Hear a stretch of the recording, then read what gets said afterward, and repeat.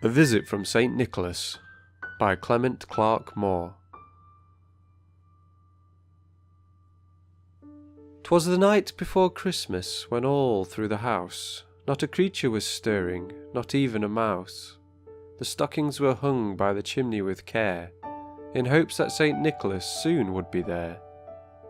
The children were nestled all snug in their beds, while visions of sugar-plums danced in their heads. And Mamma in her kerchief, and I my cap, had just settled our brains for a long winter's nap. When out on the lawn there arose such a clatter, I sprang from the bed to see what was the matter. Away to the window I flew like a flash, tore open the shutters and threw up the sash. The moon on the breast of the new fallen snow gave the lustre of midday to objects below, when what to my wondering eyes should appear but a miniature sleigh and 8 tiny reindeer. With a little old driver so lively and quick, I knew in a moment it must be St. Nick. More rapid than eagles his coursers they came, and he whistled and shouted and called them by name.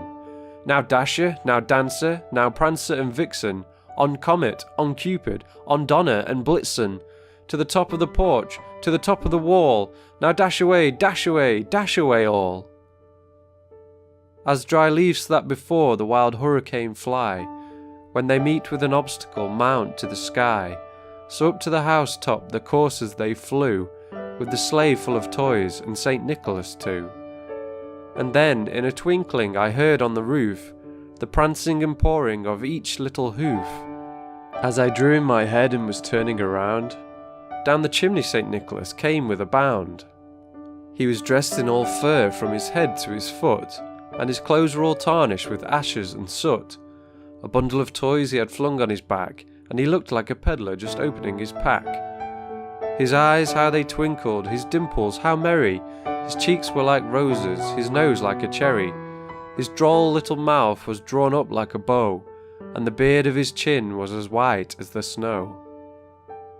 The stump of a pipe he held tight in his teeth, and the smoke it encircled his head like a wreath.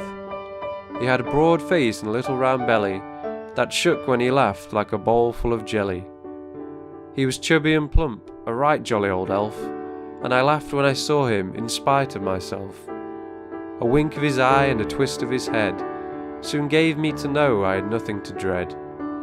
He spoke not a word but went straight to his work, and filled all the stockings, then turned with a jerk, and laying his finger aside of his nose, and giving a nod up the chimney he rose. He sprang to his sleigh, to his team gave a whistle, and away they all flew like the down of a thistle. But I heard him exclaim as he drove out of sight, "Happy Christmas to all, and to all a good night."